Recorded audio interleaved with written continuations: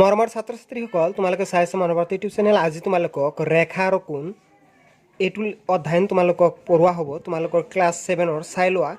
তাৰমানে ইয়াত কেইটামান 5.1 অনুশীলনীৰ কিছুমান অংক কৰিবলৈ হ'লে তোমালোকৰ এই দুটা সূত্ৰ প্ৰয়োজন, খুবেই ইম্পৰ্টেণ্ট। তোমালোকে মনত ৰাখিবা, পূৰক কোণ মানে যদি দুটা কোণৰ যোগফল 90 ডিগ্ৰী হয় তেন্তে তেনে কোণক পূৰক কোণ বোলে। আৰু এইটো মনত ৰাখিবা, সম্পূৰক কোণ মানে হ'ল যদি দুটা কোণৰ যোগফল 180 ডিগ্ৰী হয় তেন্তে তেনে কোণক সম্পূৰক কোণ বোলে। এতিয়া তোমালোকে 5.1ৰ অনুশীলনী চাই লোৱা। ভিডিঅ'টো প্ৰথমৰ পৰা শেষলৈকে চাই ল'বা, ভাল লাগিলে ছাবস্ক্ৰাইব কৰি ল'বা। তোমালোকে চাই লোৱা, ইয়াত লক্ষ্য কৰিবা যিহেতু তলৰ প্ৰতিটো কোণৰ পূৰক কোণ নিৰ্ণয় কৰা 5.1ৰ এইটো ইয়াত চাই লোৱা।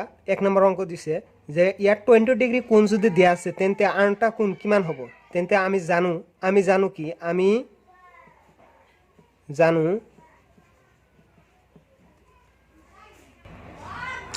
জানো পূৰক কোণ ইকুৱেল টু 90 ডিগ্ৰী। তেন্তে তোমালোকে লিখি ল'বা যে 90 ডিগ্ৰী মাইনাছ 20 ডিগ্ৰী। 90 ডিগ্ৰীৰ পৰা 20 ডিগ্ৰী মাইনাছ কৰিলে কিমান থাকে? 70 ডিগ্ৰী।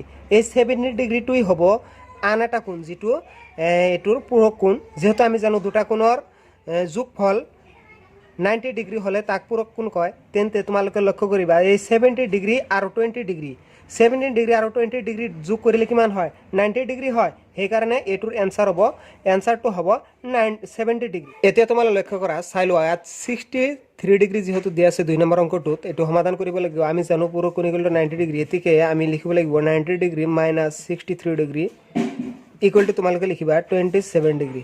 গতিকে এইটোৱে হ'ব সমাধান। নেক্সট 3 নম্বৰটো চাই লোৱা। এতিয়া 3 নম্বৰটো হ'ব তোমালোকে চাই লোৱা 57 ডিগ্ৰী বাহিৰ কৰিব লাগিব এইটোৰ পূৰক কোণ। ইয়াত চাই লোৱা সমাধান কৰিব লাগিব। আমি জানো যে পূৰক কোণ ইকুৱেল টু 90 ডিগ্ৰী। এতিকে আমি লিখিব লাগিব 90 ডিগ্ৰী আৰু মাইনাছ লিখি দিবা 57 ডিগ্ৰী। গতিকে 57 ডিগ্ৰীটো লিখি দিয়া ইকুৱেল টু হ'ব 33 ডিগ্ৰী। গতিকে এনেকুৱা ধৰণৰ লিখি দিবা, একদম ইজি। নেক্সট তোমালোকে চাই লোৱাচোন দ্বিতীয় নম্বৰ কুৱেশ্যনত কি কৈছে।